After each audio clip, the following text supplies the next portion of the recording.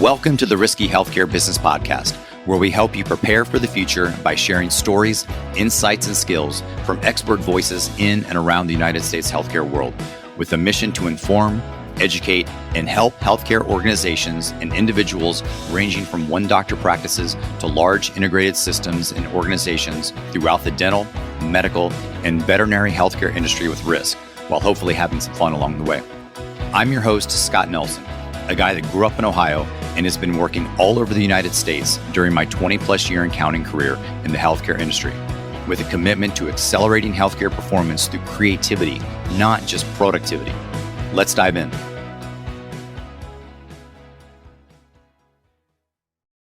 There are many pieces that go into the administrative, business, and clinical success of a dental practice.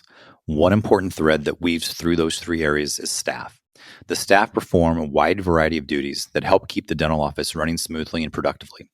Things like assisting with patient care and preparing patients for treatment, patient education, scheduling, rescheduling, or canceling appointments, collecting payments and managing insurance, and possibly in some situations as a buffer between patient and doctor.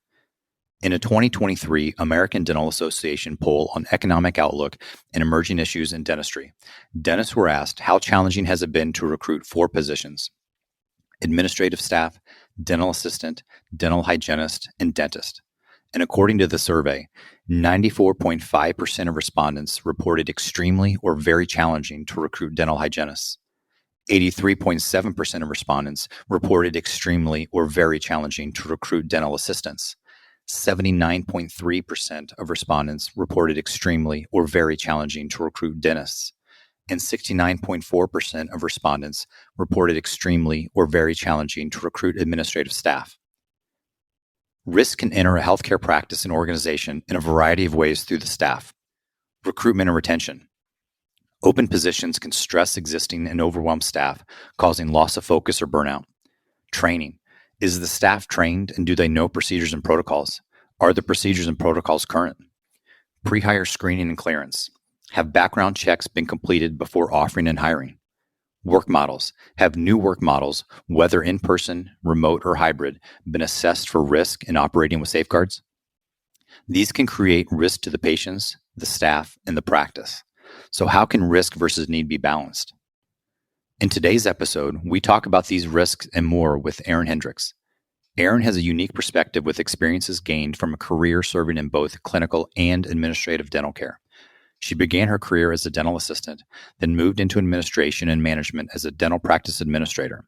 She is on the board of directors of the American Dental Assistants Association and is the president of the Washington, D.C., Maryland, and Virginia chapter of the American Association of Dental Office Management. Let's talk with Erin about risk in dental care. Erin, welcome to the show. Thanks, Scott. Glad to be here. Thank you. Before we begin our conversation about risk in dental care, let's go back to the beginning. How did you get into dental care and where you are today?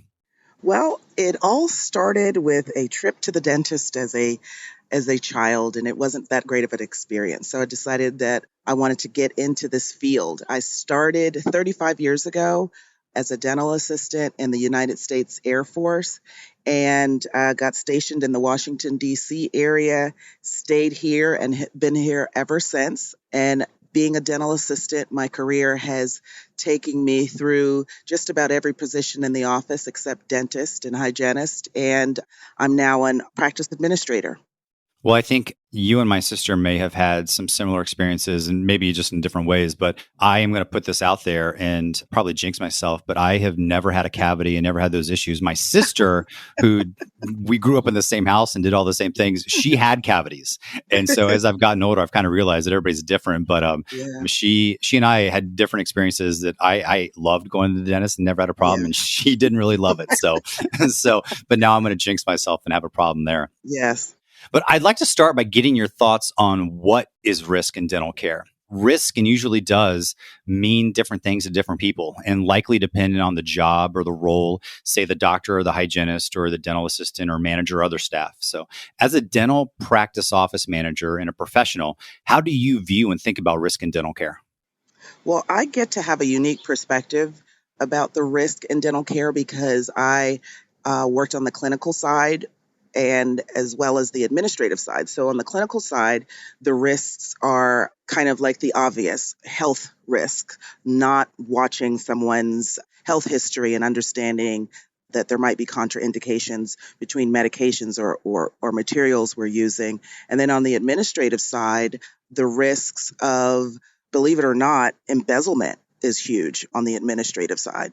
What are some examples of some things that can be done when you're looking at some of those issues? When you're talking about the clinical piece and the administrative piece, if when I'm looking at some of the information that's been reported and put out by the American Dental Association, there's a lot of areas these days that dental practices are having to focus on as either issues or challenges, whether or not it's from, like you mentioned, the clinical or dental side, looking at staffing, at rent and mortgages, at equipment, rising insurance premiums, and decreasing rates and for reimbursement. How do groups and doctors and dentists and individuals in your positions, how do they look at that as potential risk? Well, as far as staffing, risks, some of the risks you can have that are on the clinical side, that people aren't very well trained clinically in being able to recognize when there might be an issue, a contraindication. So you run the risk of getting a team member who is not really fully trained or very well trained. On the administrative side, as far as the risks with, like you said, insurance reimbursements and carriers not paying for needed treatment, those are areas that are constantly sort of under the microscope, so to speak, as far as risks on either side. There are other risks as well. Say, for instance, the when the ADA says there's an issue with hiring, doing background checks. That's something that, although it's recommended, it's really not done that much in dentistry, because you kind of assume doctors kind of assume that, if you're working in a health profession, that you're got a clean record, so to speak, but Yeah. not understanding there might be some underlying risks there if you're not paying attention. What if this person, has drug problems? We do have drugs in the office. We administer sometimes Valium or things like that. So just those are some of the types of risk that you really have to think about when you're in the practice. Well, and that gets me to the next question I was thinking about is like, why is it important to think about risk in dental care and then actively plan and be prepared? You'd mentioned, recruiting, and the ADA had just recently published some data about recruitment needs and the busyness of a practice, and then staff pay and benefits and confidence.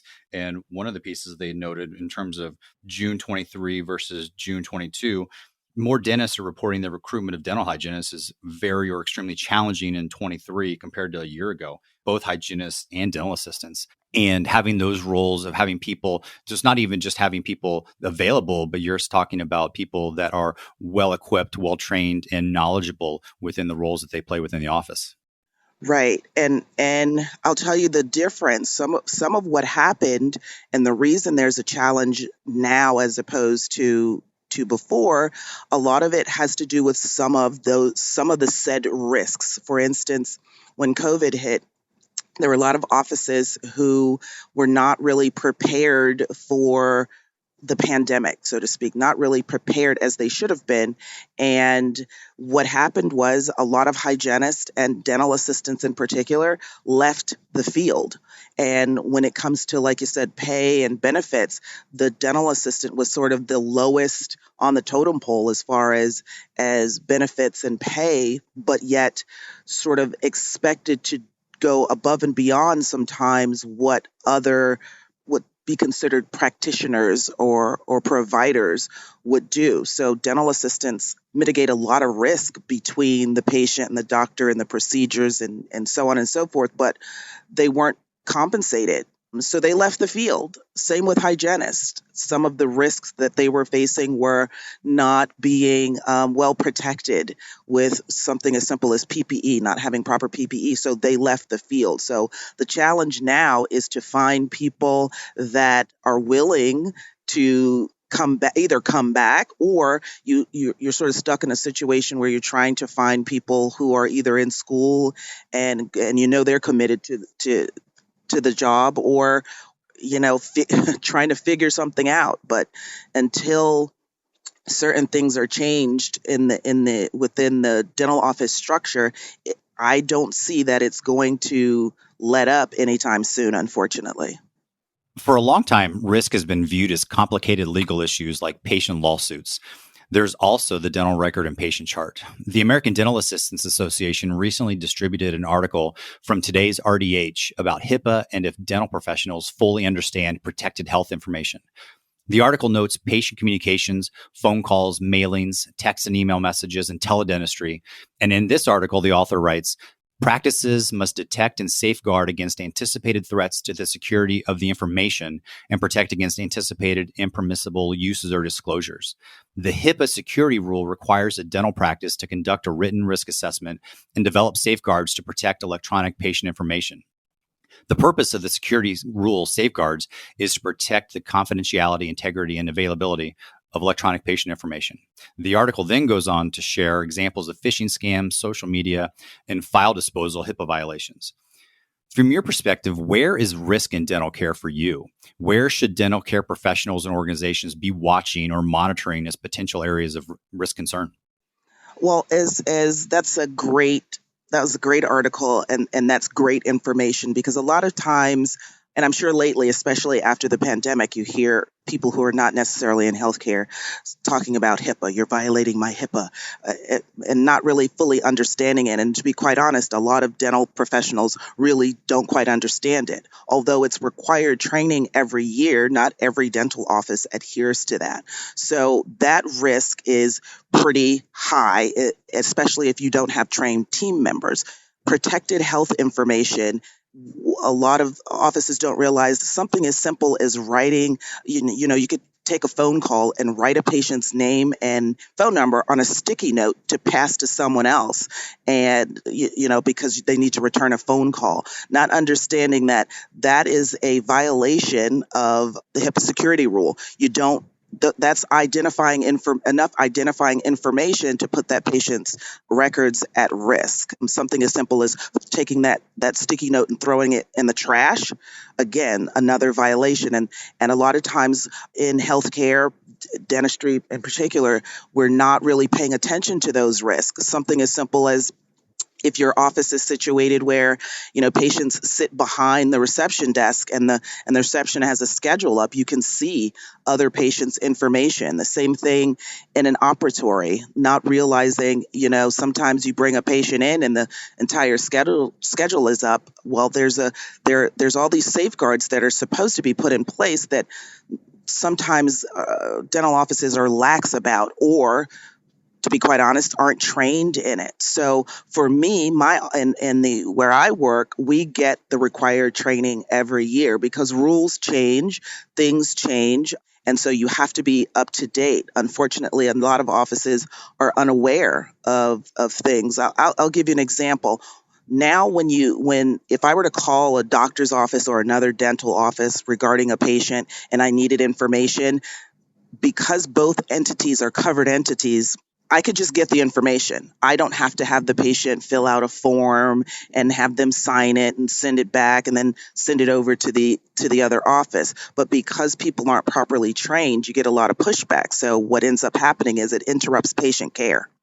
And I'm often finding myself in a position to let other offices know, hey, this is now the rule. We're both covered. You can just give me the information. Or if I have the patient call you, you don't have to have them. They're not required to sign a form and go through all this rigmarole. That we're covered entities. You could just go ahead and send the information. But because they're not trained, they don't understand. And what ends up happening is, like I said, an interruption in patient care that's really unnecessary.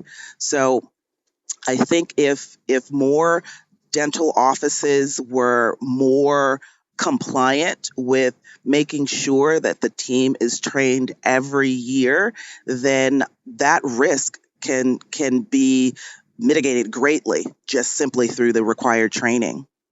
In each of the steps that you just went through in terms of different offices, and even within an individual office, there's a lot of people that are involved in those different touch points.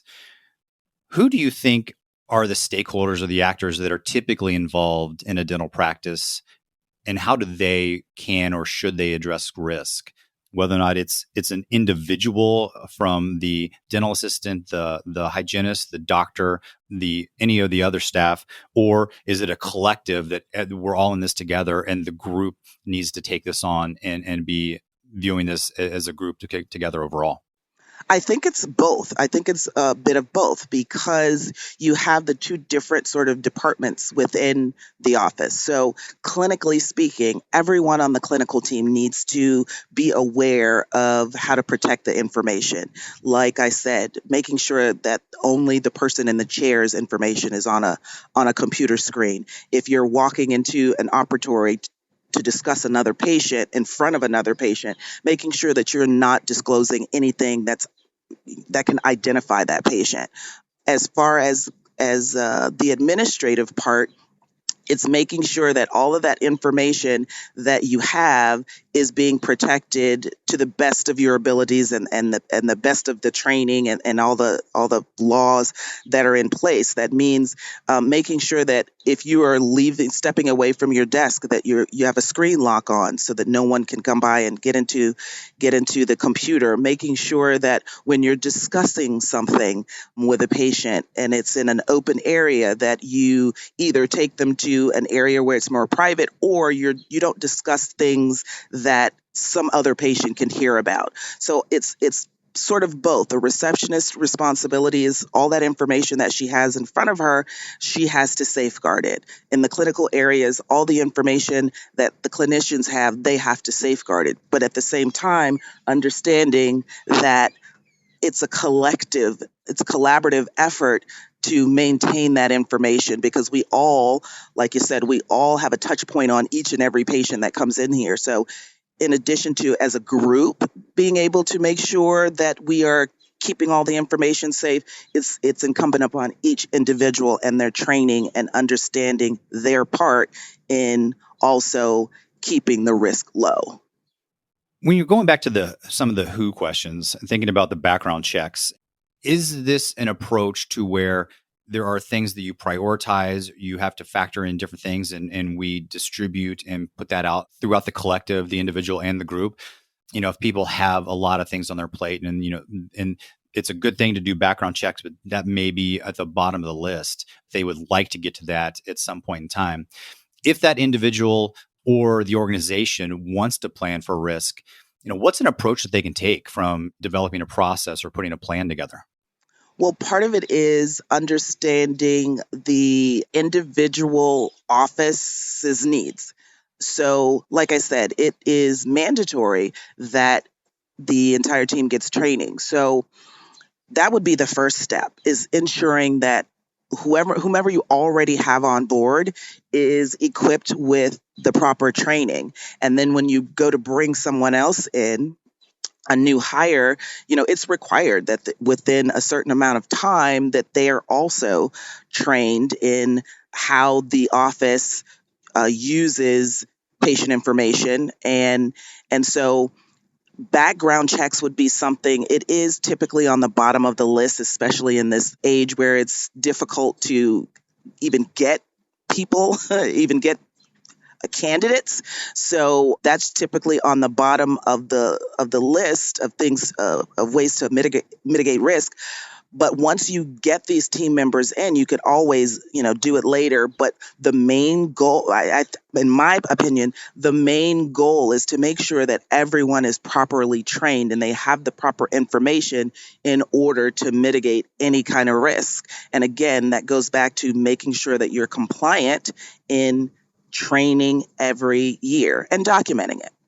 Another article the American Dental Assistants Association recently distributed was published in Dentistry IQ about dental staff meetings.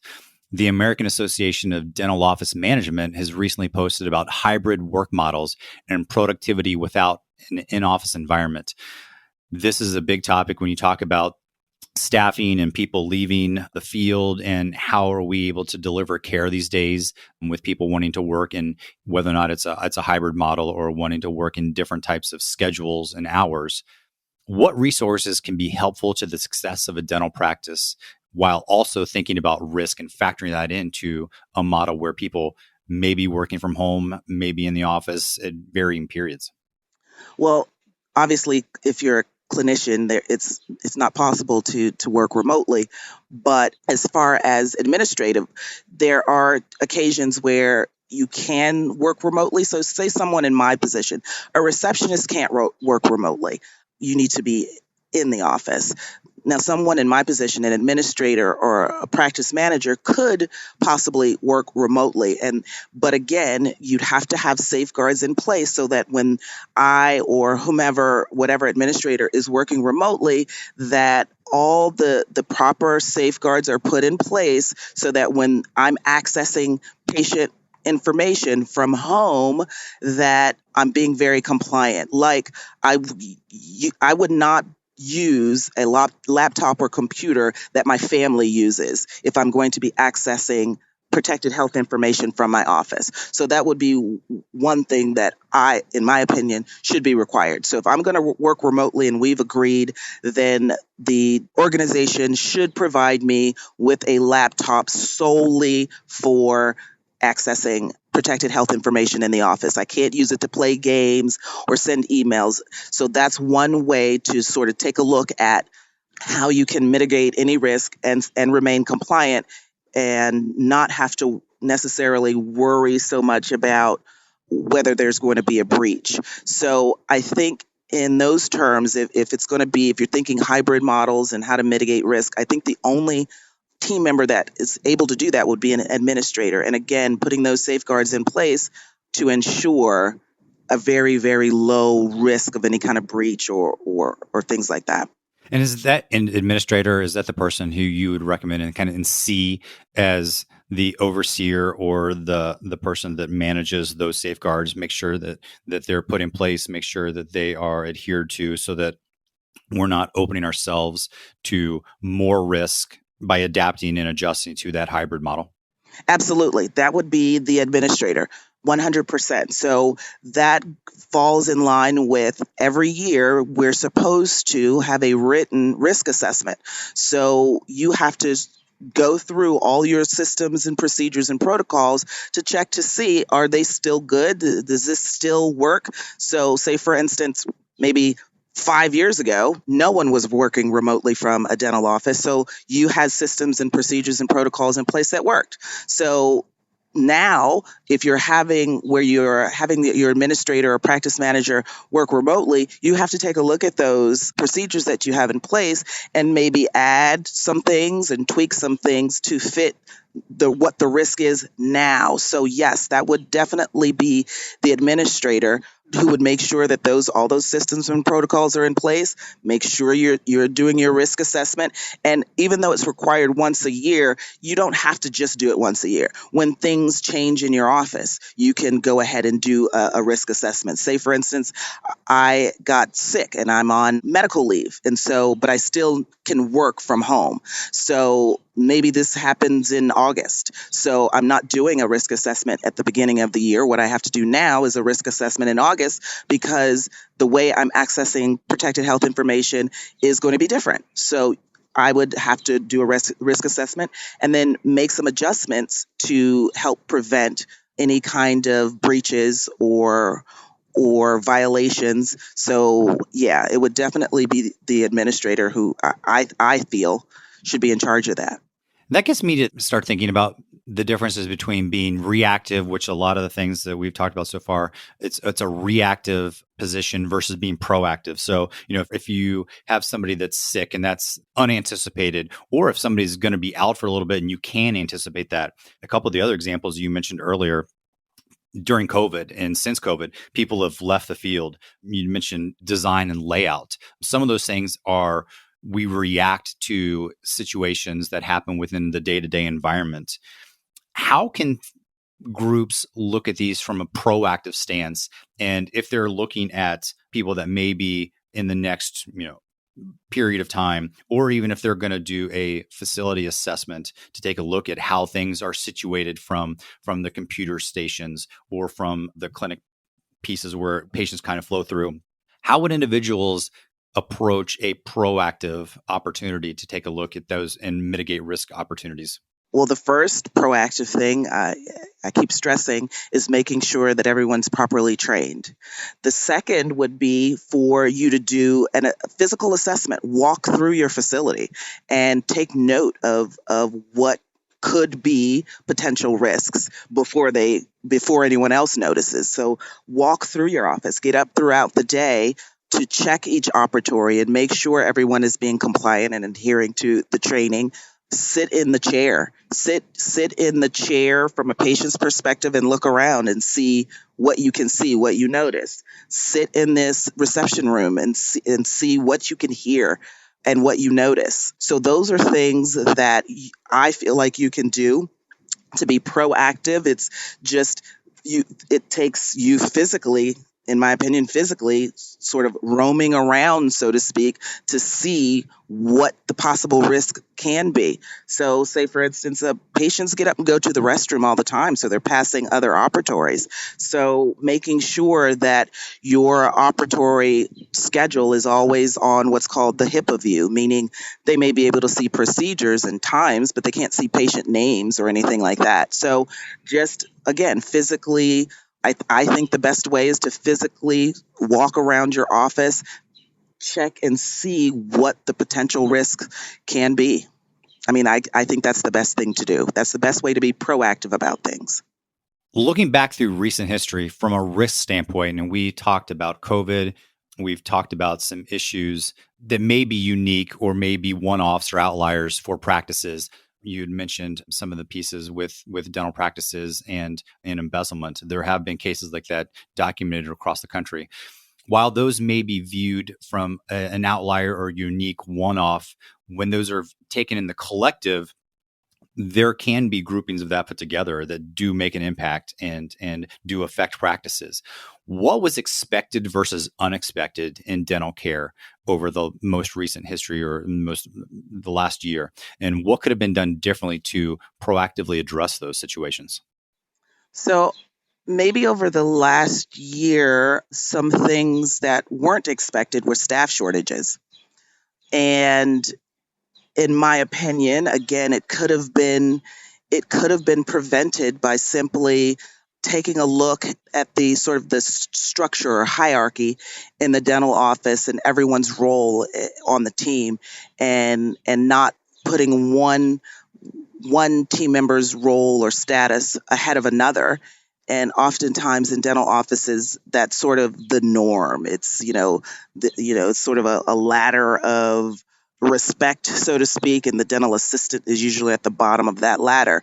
So taking a look at that structure and sort of remaking it, reimagine it. Everyone's equal on the team. So you could prevent that sort of no one really, especially the assistant, wants to come in and work in a dental office and for X amount of dollars when they can go to work, in retail for the same amount or more with less stress and so on. So that would be one thing that I would take a look at. As far as how to sort of understand sort of the risk, we're talking about embezzlement, those things, it's a matter of, again, training and then being aware of how things are coming in and out of your office, how things are flowing in and out of your office. A lot of times doctors aren't necessarily business savvy because they don't teach that in dental school. And they are not ones to sort of learn practice management software from the administrative point of view, so they aren't aware of how to look for things. So that would be another way to sort of reduce that risk as far as being in a position where embezzlement can take place, is learning how to use your practice management software so that you can check and see if things are adding up or not adding up. I would say, what else? So some other things that weren't anticipated that could have been, well, this wasn't in the past year, but for COVID, all of the hoopla could have been prevented had dental offices sort of taken on the recommendations of the CDC from the 80s. So a lot of the things that people were trying to scramble and put in place in 2020 were recommendations from the 80s. And because they weren't laws, but recommendations. Doctors chose not to follow them for most likely financial reasons. So we don't have to have it, so we're not going to get it. And then found themselves in a pickle in 2020 when all of a sudden those recommendations became necessary. So that could have been prevented, in my opinion. But those are some of the things that sort of come to mind when we're looking at things that weren't anticipated that could have kind of been prevented.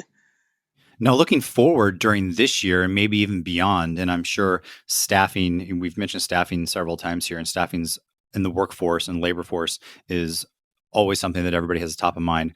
Forbes had a recent article titled Addressing the Data Deficit, Improving the Future of Dentistry, that noted critical issues such as significant lack of high quality, standardized data and accessibility that consume valuable time and resources.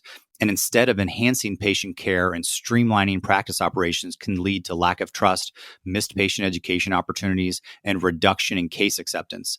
What do you see as potential issues in dental care, and how can individuals and organizations anticipate and be prepared going forward into the future? So I agree that because of, you're right, because of the lack of sort of data to help make dental offices more efficient and educate patients more, I think, which does lead to less case acceptance. Part of it is right now, what's going on is dental offices are trying to make up for the deficit. So they're skipping a lot of the patient education pieces and a lot of the spending more time with each individual patient and getting to know their needs and putting them in a position where they feel like they've gotten all the information that they can from you. They've had all their questions answered and they know exactly why they need what they need. And that would obviously lead to better case acceptance. So what I see now is we have AI coming into place in the dental field. Now, dentistry is sort of behind medicine in that we don't in our field we sort of side eye things like AI because we think that it can't really help. It can't, it didn't go to school, so it doesn't know. But not understanding that patients now, a lot of this stuff is mainstream. So a lot of this stuff patients know about and kind of, although they may not trust certain aspects of AI, but if you have it in a practice, say for instance, there is a way to use AI to help detect small cavities in someone's tooth, something that the doctor can't see, an x-ray can't pick up yet, but AI can predict this area here will get a cavity in it. So we can do some preventative measures to alleviate the patient having to have maybe a drill, which is the dreaded word. So prevent you from having to pick up a drill and drill a hole in your tooth and replace it with some resin material. If we could use AI to sort of educate the patient and help them see that we are sort of stepping up the game in dental care. We're coming into the 20th century and we are making it so that it's not so bad when you go to the dentist anymore. But in within dentistry, people sort of tend to wait. You wait 5 years, 7 years to make sure things are working, all the bugs are worked out.